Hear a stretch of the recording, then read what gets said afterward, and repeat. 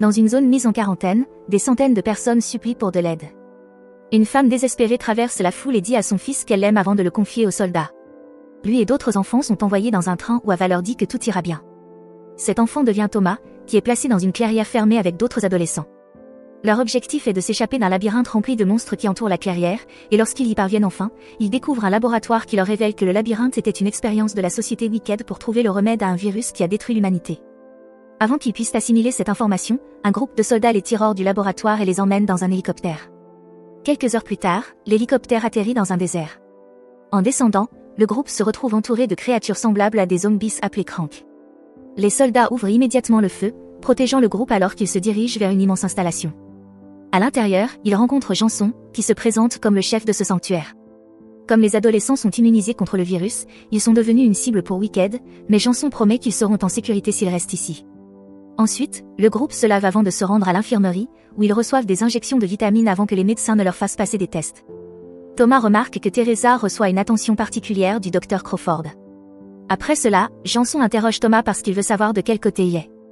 Comme tous les adolescents sont envoyés dans le labyrinthe avec amnésie, Thomas explique qu'il se souvient qu'il travaillait pour Wicked mais pas grand-chose d'autre. Lorsque tous les tests médicaux sont terminés, le groupe est autorisé à aller à la cafétéria, où ils sont choqués d'apprendre qu'il y avait d'autres labyrinthes et que tous les enfants dans la pièce sont des survivants. Ils se lient d'amitié avec un garçon qui leur dit que son équipe est ici depuis seulement quelques jours. L'adolescent qui est resté le plus longtemps dans cet établissement est Harris, dont le labyrinthe était principalement composé de filles et il est là depuis une semaine. À ce moment-là, Janson entre pour appeler plusieurs noms, qui seront relocalisés dans un nouveau foyer sûr. Ensuite, Thomas remarque que Teresa descend le couloir avec Crawford et essaie de la suivre, mais les gardes l'arrêtent immédiatement. Cette nuit-là, Thomas entend une voix chuchoter dans l'obscurité et est choqué de trouver Harris dans la ventilation en train de lui demander de le suivre. Thomas le fait et après avoir rampé à travers les conduits pendant un certain temps, ils atteignent une grille où ils peuvent observer Crawford et ses infirmières pousser un corps sur un brancard étrange.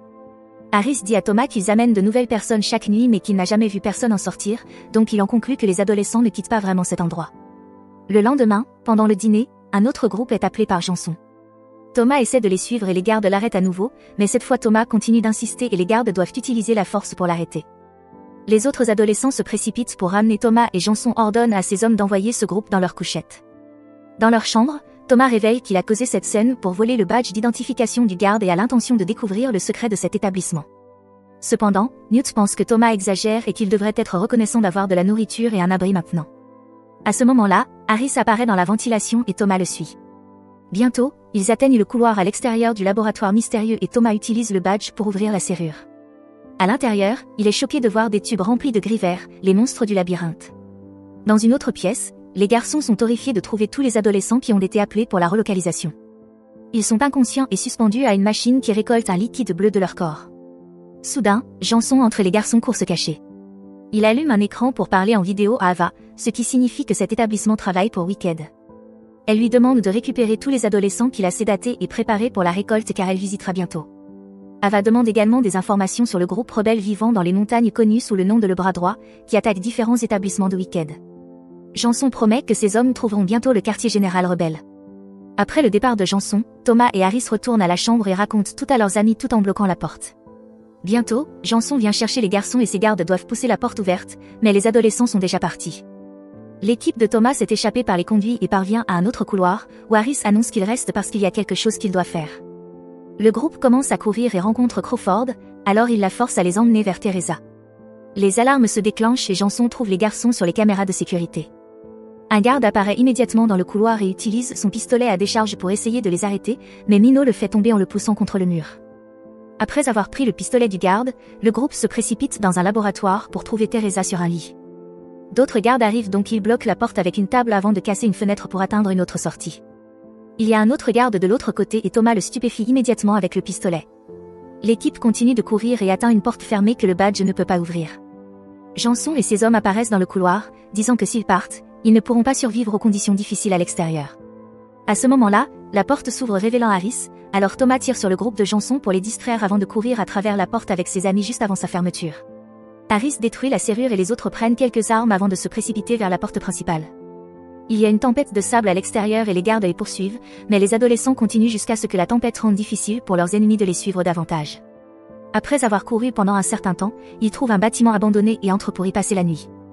Thomas et Harris décident qu'ils devraient essayer de trouver le bras droit dans les montagnes. Ensuite, ils remarquent des empreintes de pas sur le sol et les suivent pour trouver une pièce avec des provisions, ce qui signifie que quelqu'un vivait autrefois ici. Ils prennent ce qu'ils peuvent porter avant de se séparer pour fouiller le bâtiment. Dans une autre pièce, Thomas et Minot trouvent un cadavre et une multitude de câbles qui suivent jusqu'à apercevoir un générateur. Minot l'allume et désormais, tout le bâtiment est alimenté en électricité. Soudain, des cranks apparaissent derrière eux, alors Minot en abat un pour créer une ouverture et les garçons courent dans une autre pièce, refermant rapidement la porte pour empêcher les cranks d'entrer. Ensuite, ils renversent des meubles pour bloquer la porte, mais cette pièce est également remplie de cranks. Le duo continue de courir pour retrouver les autres et maintenant tout le monde se dépêche de s'échapper ensemble. Harris utilise une batte pour abattre un crank qui s'approche trop près et Teresa frappe un autre avec un marteau. Un crank surgit à travers une fenêtre et plaque Newt au sol, mais ses amis donnent rapidement des coups de pied à la créature pour le sauver. Ils trouvent un couloir étroit dans le mur et s'y engouffrent, mais la porte au bout est verrouillée. Pendant que le groupe essaie de l'ouvrir, Winston utilise son arme pour retenir les cranks dans le couloir, en tuant quelques-uns. Après de nombreux coups et poussées, la porte s'ouvre et le groupe peut continuer. Malheureusement, Winston est attrapé par les cranks et son ventre est gravement griffé par leurs mains en décomposition.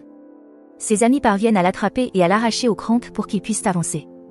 La poursuite continue jusqu'à ce que les adolescents trouvent un endroit sûr pour se cacher et y dormir le reste de la nuit. Le lendemain matin, le groupe quitte le bâtiment et découvre qu'il se trouve au milieu d'une ville en ruine. Soudain, ils entendent un bruit de moteur et se précipitent pour se cacher juste avant que les hélicoptères de Wicked ne passent.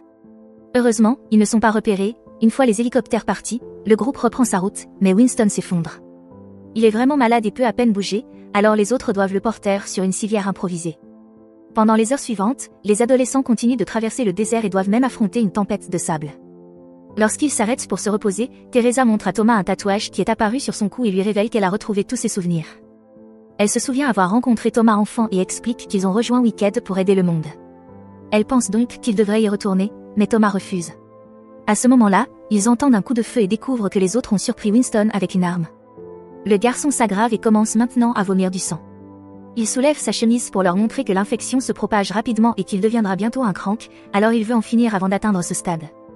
Newt lui rend l'arme et le groupe s'éloigne, entendant le coup de feu qui met fin à la vie de Winston sur leur chemin. Le voyage continue avec le groupe dormant à même le sol, souffrant de la chaleur pendant la journée tandis que l'eau s'épuise lentement. Une nuit, Thomas aperçoit des lumières au loin juste avant qu'un immense orage ne se déclare à proximité. Le groupe commence à courir vers les lumières en évitant tous les éclairs qui frappent le sol. Malheureusement, un éclair touche Minot et l'assomme, alors ses amis doivent traîner son corps jusqu'à leur destination. Ils parviennent à atteindre un bâtiment et à s'y cacher. Ensuite, ils vérifient l'état de Minot, qui se réveille endolori mais indemne. Teresa sent une odeur étrange et est soudainement attaquée par un crank, qu'elle esquive de justesse. D'autres cranks apparaissent dans l'obscurité, mais ils sont tous enchaînés au mur. Soudain, une lumière s'allume, activée par Brenda, qui appelle les cranks ses « chiens de garde » et emmène les adolescents dans une autre pièce où elle vit avec un groupe de survivants. Ils rencontrent alors leur chef, Rory, qui qualifie le bras droit de « fantôme ». Lorsqu'ils refusent de dire d'où ils viennent, les hommes les plaquent au sol et Brenda utilise un laser pour révéler un tatouage sur le cou de Thomas, identique à celui de Teresa. Cela le marque comme faisant partie de Wicked et Rory le considère comme précieux, alors le groupe est suspendu à l'envers dans un trou pendant que Rory décide quoi faire d'eux. Quelques instants plus tard, Brenda trouve Rory en train de faire ses bagages. Il pense que s'il remet les adolescents au bras droit, il sera lui aussi accepté dans leur refuge. Pendant ce temps, les adolescents s'entraident sur les cordes jusqu'à ce que Teresa atteigne un levier et parvienne à se libérer. À ce moment-là, une équipe de soldats de Wicked pénètre dans le bâtiment et commence à abattre tous les gardes. Janson apparaît dans un hélicoptère et demande à tout le monde de se rendre, mais cela ne fait qu'engendrer la panique parmi les survivants. Teresa aide les autres à se libérer également, mais au moment où ils sont sur le point de partir, un homme leur barre la route et appelle Janson pour lui dire qu'il les a attrapés. Thomas saisit la main armée de l'homme et lui donne un coup de tête, mais ce n'est pas suffisant pour l'abattre et l'homme essaie quand même de leur tirer dessus. Cependant, il est tué en premier par un tir de Brenda, qui se porte volontaire pour les guider vers la sortie. Rory finit de poser des explosifs et joue une chanson sur les haut-parleurs du bâtiment avant de courir rejoindre le groupe. Il leur dit qu'il peut les mener au bras droit et ouvre une fenêtre où il a installé une tyrolienne, qu'il utilise pour traverser l'espace entre les bâtiments. Tous les adolescents le suivent sauf Thomas, qui court après Brenda lorsqu'elle retourne chercher quelque chose. Bientôt, ils sont entourés par les soldats et Brenda ouvre le feu, créant une diversion pour leur permettre de s'échapper. Le duo doit avancer sur des poutres métalliques étroites pour s'enfuir et les gardes ne peuvent pas tirer sur eux, car ils tomberaient dans le vide et ont besoin de vivants. Lorsque la chanson prend fin, elle déclenche les bombes de Rory et une énorme explosion tue les gardes. Le bâtiment commence à s'effondrer, alors Brenda et Thomas utilisent des câbles pour glisser le long d'une cage d'ascenseur et atteindre un étage inférieur avant que les débris ne les écrasent. Les débris bloquent également la cage, donc leur seule option est de s'échapper par les égouts. Après avoir marché un moment, il trouve une plante mystérieuse recouvrant les murs et un crank attaché à celle-ci en train de manger un rat vivant. Bientôt, des dizaines de cranks apparaissent et Thomas en frappe un pour ouvrir un passage afin qu'il puisse courir. Une nouvelle course-poursuite s'engage et après quelques tours dans l'obscurité, Thomas et Brenda se retrouvent au bord d'un immeuble effondré. Comme les cranks les poursuivent toujours, ils commencent à grimper tout en esquivant les débris ou objets qui tombent. Brenda donne un coup de pied à un crank lorsqu'il s'approche trop près, mais lorsqu'elle tente de s'accrocher à une barre métallique, celle-ci se brise et elle tombe, atterrissant sur une fenêtre fissurée qui craque encore plus lorsqu'elle bouge. Un crank surgit et commence à se battre avec elle sur la vitre, alors Thomas se précipite pour l'attraper avant de briser complètement la vitre afin de faire tomber le crank dans l'abîme. Après cela, le duo parvient à quitter le bâtiment sain et sauf, mais Brenda révèle une morsure sur sa jambe. Elle jure qu'elle va bien, et le duo continue jusqu'à ce qu'ils trouvent une colonie de survivants. Désespérés d'obtenir des informations, ils parlent à un homme nommé Marcus, qui les force à boire un verre avant de les autoriser à entrer dans son club. En cherchant leurs amis ou des indices sur le bras droit, Thomas découvre qu'il garde un crank dans le club pour tirer dessus pour s'amuser. Comme il semble n'y avoir rien d'intéressant ici, Thomas veut partir, mais Brenda est affectée par la boisson et lui demande de rester avant de l'embrasser. Thomas ne peut s'empêcher de penser à Teresa et rompt le baiser pour repousser Brenda. Le cœur brisé, Brenda s'éloigne et Thomas tente de la suivre, mais il est hanté par des visions de ses amis transformés en crank et en gris vert. Finalement, il s'écroule et perd connaissance. Soudain, Thomas se retrouve dans une étrange installation, disant à Teresa qu'il a fait quelque chose de grand parce qu'il ne pouvait plus regarder ses amis mourir. La conversation est interrompue lorsque des gardes le traînent loin. À ce moment-là, Thomas se réveille et réalise que ce n'était qu'un rêve. Il est dans un vieux bâtiment avec ses amis et Rory est en train de battre Marcus pour obtenir des informations. Marcus avoue qu'il attire les adolescents dans son club avec des boissons gratuites et les livre ensuite à Wicked. Furieux, Rory donne un coup de pied à Marcus et menace de lui tirer dessus, alors Marcus finit par révéler que le bras droit a un avant-poste dans les montagnes. Comme marcher les exposerait à Wicked, le groupe décide de voler la voiture de Marcus pour poursuivre leur voyage. Finalement, ils atteignent les montagnes et trouvent la route bloquée par des véhicules abandonnés, ils n'ont donc pas d'autre choix que de continuer à pied. Soudain, des tireurs embusqués ouvrent le feu sur eux et le groupe se précipite pour se cacher en concluant que Marcus les a envoyés dans un piège. Rory prépare une bombe, mais avant qu'ils ne puissent la lancer, ils sont entourés par deux femmes armées. Les femmes sont assez agressives, mais elles se calment lorsqu'elles reconnaissent Harris, car elles partageaient autrefois un labyrinthe avec lui. Elles décident que le groupe est digne de confiance et les tireurs sortent de leur cachette.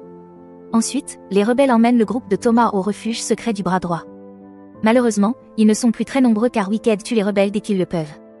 En rencontrant le chef Vince, Brenda s'écroule car son infection se propage.